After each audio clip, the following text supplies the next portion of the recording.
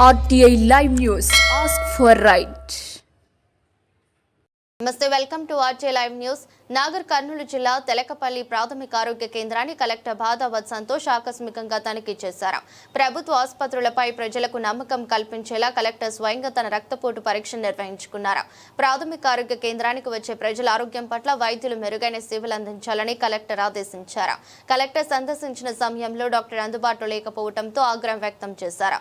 విధులకు అనధికారికంగా గైహాజరు కావడంపై డాక్టర్కు షాకోస్ నోటీస్ జారీ చేయాలని జిల్లా వైద్యాధికారి డాక్టర్ రవికుమార్ కు కలెక్టర్ ఫోన్ ద్వారా ఆదేశాలు జారీ చేశారు.